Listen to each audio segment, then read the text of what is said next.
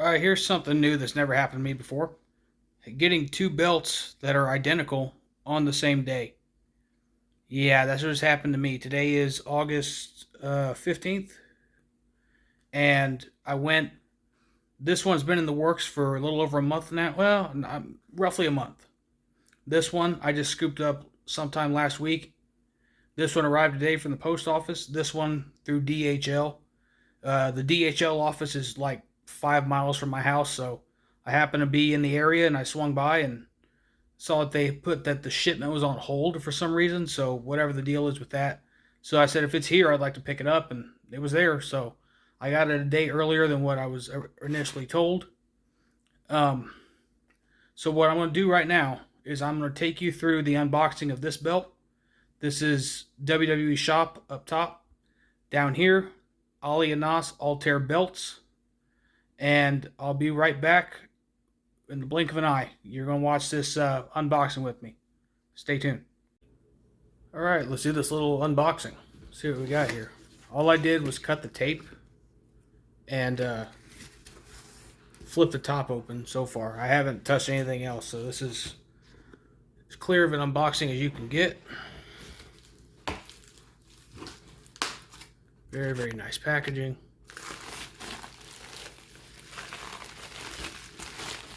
Let me move this cup out of the way. It's off camera. There we go.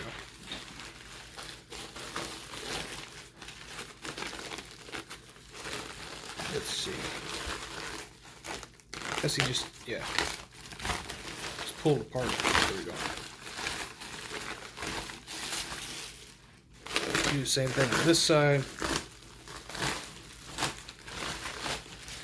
I'm doing this so you guys can see if you get a belt from Ollie, how he packages it, how he makes sure it's that end is not open. This end is. You know what to expect when it arrives at your mailbox or in your mailbox.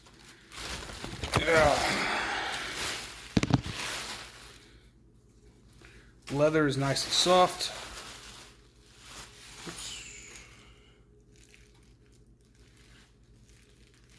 Okay. There we go. My first time seeing it, right along with you guys. Very, very nice.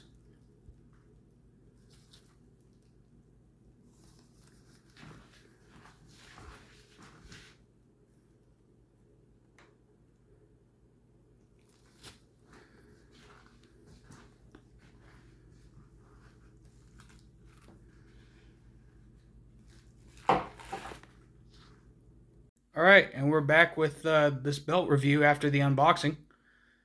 Very, very well packaged. I didn't do an unboxing on the WWE Shop because I bought it secondhand, so there was no reason to do that. It was the original owner had packed it and shipped it, so I didn't feel the need to do an unboxing on that one. So the way this all came about is I have now some belts from upper tier belt makers. Hang on, pause for beer, please. There we go. All right, so like I was saying, I have some upper tier belt makers products. So I have Classic Shields, I have Orm, I have now Ali and Nas. I need to work on getting a Nawaz belt, Jagu, Figures Inc., and then Shop and F Club VK and things like that. But long story short, I thought, man, I need to check out Altair belts and see how good his stuff is. And so I went ahead and messaged Ollie, and I asked him if he can make me one of these, HD WCW 91 through 94 belt. He said, you know what? I already have a set of plates made. All I got to do is the leather. And he quoted me 5 weeks. I'll put the date on when I ordered because I don't know that off the top of my head. And obviously, like I said, I received it today on August 15th. And then I also put the date that he messaged me saying that the belt was finished and it was ready to ship. So, but I may have gotten an HD belt in record time. I know these typically take a lot longer to get than 4 or 5 weeks. So, little brief history on this belt or these belts. Original maker was Reggie Parks. These were introduced in 91 after Flair took the big gold to WWF. Jim Herd in WCW would not give him his deposit back on the big gold. And for anybody who doesn't know, the way that used to work back then was when you put the world championship on a guy, in order to get him to, number one, be accountable for the championship and not lose it, to be accountable for the belt, and to also drop the belt when asked, they had made a substantial deposit on that belt. So that way when they were to lose that belt in a match, they would get that money back. Or if they lost the belt, the promoter wasn't out the money to have a new belt made. So it gave the champion an incentive to hang on to it and not lose it, not misplace the belt, and then also do the job and lose it when he's asked to or told to. So Flair had a $25,000 deposit on the big gold. He knew his contract was up. Herd was trying to make him Spartacus and all this other stupid stuff. And when they wanted him to lose it, he said, "Give me my deposit back," and Jim Herd refused. So that's when Flair took the big gold to WWF and FedExed the belt to Vince McMahon. There's only one physical belt that actually exists that was actually made by Reggie, and it is now owned by Dave Milliken. There are similar features to the Winged Eagle. Obviously, you can tell that the side plates bear a striking resemblance to the Winged Eagle, especially on the tops and the bottoms. They have this sort of fan look, like a sunburst look, and then also this little arch that comes out the side. Very, very similar to the Winged Eagle, identical to the Winged Eagle. As far as I know, 5 people held this belt: Sting, Luger, Flair, Vader, and Ron Simmons. And then now what I'm going to do is do a little bit of a comparison / review. So the 2 belts here, one is obviously WWE Shop, their plates, their strap. Ali Anas, his plates, his strap. So what I did was I made a list down here of pros and cons. So I'm going to grab this, and we're going to go over the pros and cons of each belt and which belt I prefer and things like that. So with Altair belts, the pros: number 1, 24 karat plating on this belt. Very, very nice plating. It is highly reflective. Looks good under these lights. He did a great job. On that, crisp etching, you can tell, especially in the grapplers here on this side plate. Their boots, their tights. One's got a headlock on the other one. You can distinguish that. WWE Shop did not do as good of a job on their etching, or however they make their belts. I don't think it's an actual acid etch. I think it's a mold. They pour the metal into the mold and then plate it later. But this is acid etched the way it's supposed to be, the way that Reggie would have done it. So you have that. I said low wait time because that was the case for me. Don't count on that with any sort of HD belt. That's typically not the case. I just happened to get lucky on this one. Ollie has great communication, and he has a deeper curve. I'll try to highlight that for you. His belt has a deeper curve than the WWE Shop version. I think that's pretty obvious when you look at him on camera. I want to say there's an 1/8 of an inch or 1/4 of an inch difference in the height of the curve. I measured with my tape measure the gap between what was the tabletop. I put this towel down because I'm going to flip these belts over here in a second. I don't want to scratch the plates up. But the wood tabletop and the top of the actual plate. I was going to do the leather, measure to there, but I thought the leather, fuck it, I'll just do the plates. So that's what I did there. There's a 1/4 of an inch, I want to say, in difference in the curve. And that goes to Altair belts. There are some cons with the Ali Anas belt as well. There's very few, but there are some. Number 1, well, let me do another pro here. He has done real leather. Real leather front and back. Very nice burnished sealed edges. And this is so soft on the back. I was amazed when I picked it up and lifted it up out of the box how soft that was. So, but like I said, the cons, there's only 3 that I have on this list. Number 1 is there is a little plating issue on that side plate on the very top left corner. It's like a little bulge in the plating. You see how it catches the light right there? That little light speck on that edge. He didn't get something totally right on that. There's a little bit of a ripple or a bubble. So that's one. And then there's supposed to be, just like on the Winged Eagle, there's supposed to be tooling around this border. Around this plate. There's supposed to be a border around this plate, just like on the Winged Eagle. And I will back out here a little bit, and I'll put a photo up right here of Vader after he's won the belt. And he and Harley Race are doing a promo in the locker room, and you could see that this logo plate was actually broken, but you could see the border around where the logo plate should be. And it's actually nice the plate was broken off because it shows the border a lot more clearly. Now, granted, this is 90 or something like 91 or something like that. I have to go back and look because I found it on the pay-per-view on Peacock.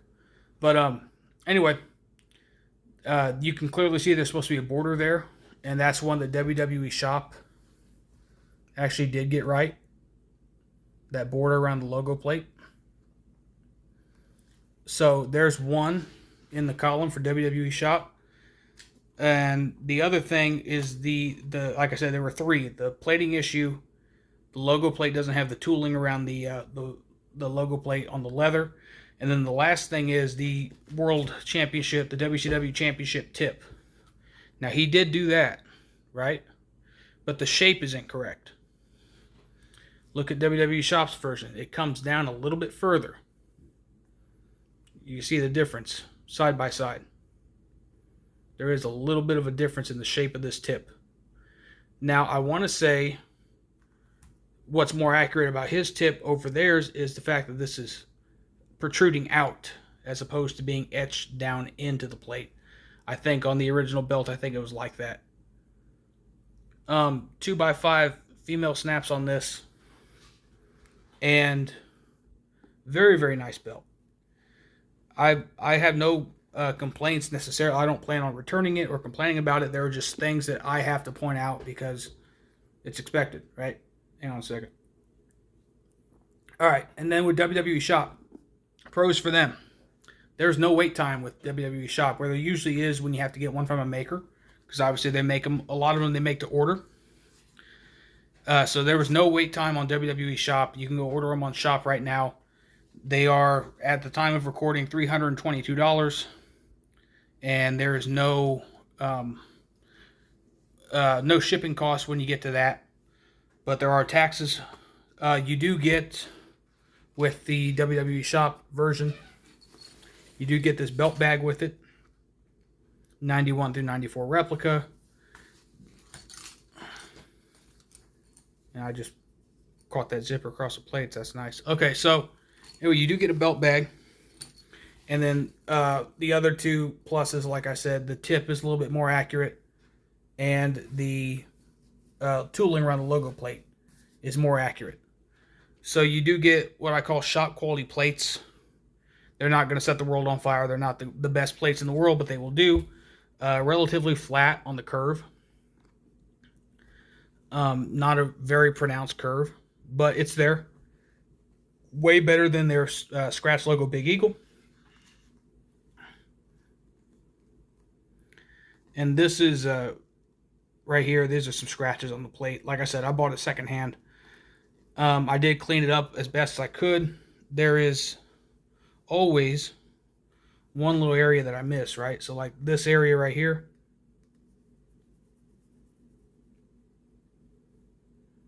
And it's gone.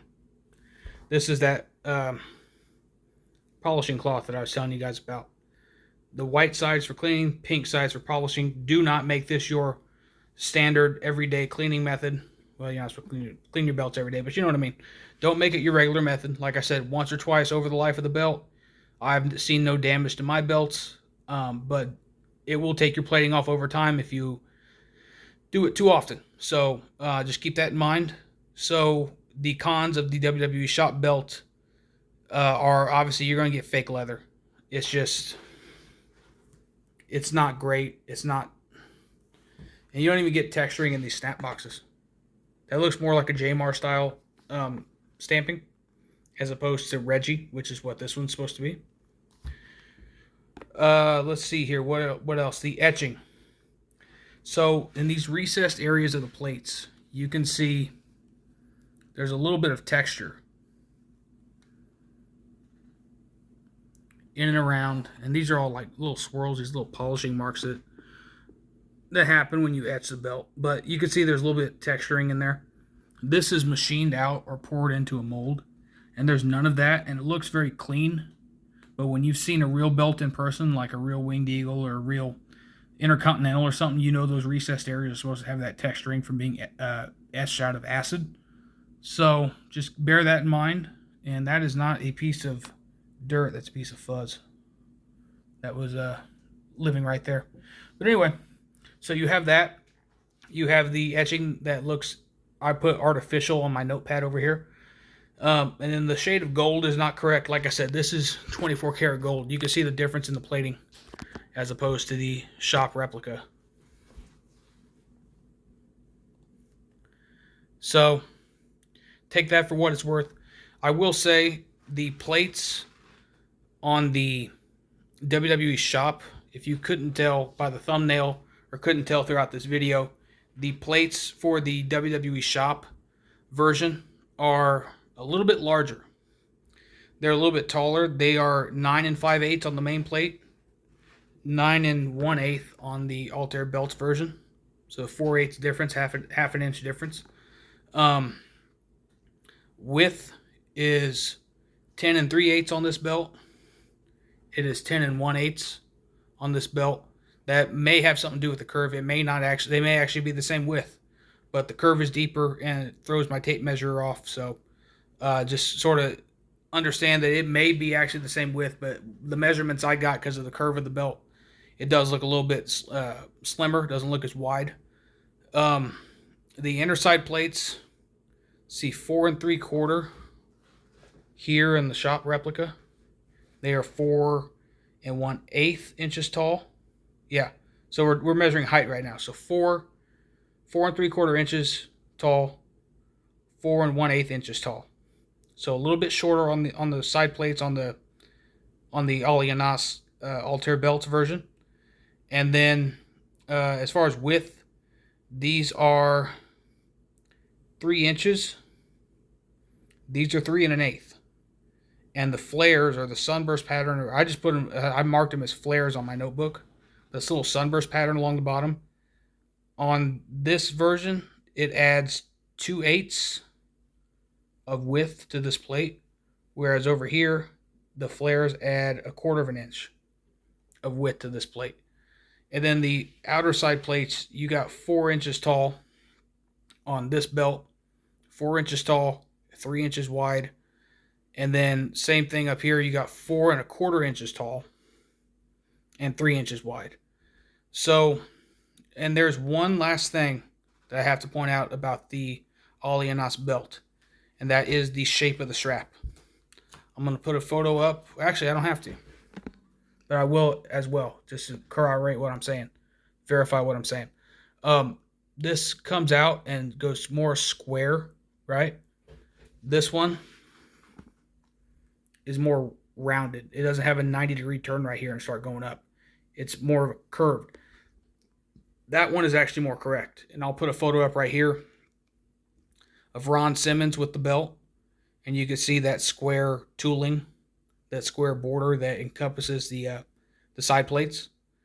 So that is one. And then the reason why I went with Allianas over, your other belt makers that are not Classic Shields, Orm, or Nawaz, the reason why I went with him over a lot of other acid etch, HD belt makers or SD belt makers is I will put photos up right here interspersed, but you'll see around these stars on a lot of bootleg belts, it's like the acid or whatever just sort of pools and creates these craters around the indentions of the stars. It looks like the stars are sunk in a little bit. And with his, I had seen one of his on YouTube, Beltomania, the BAM show. They did a video, and I saw that, and his are a lot cleaner. You don't get that pooling around the stars from using either recycled acid or cheaper zinc or however it's done. I've heard both, but that's the reason why I went with him. Would I recommend him? Absolutely. I think he makes a great belt. The price that I paid was $13.50, and I'm going to flip these over and show the back before we get out of here. Sorry about this belt video being so long, but it's an unboxing, a review, and a comparison all under one roof here. And if you're wondering why there's a change of scenery, it's because I got tired of being hunched over my fireplace while making these videos. So that's why we moved over here to the table. Like I said, he has such nice, smooth leather backing. I don't know what those two dimples are in the back. I couldn't tell you what they go to. But he does a fantastic job with his leather. Really impressive.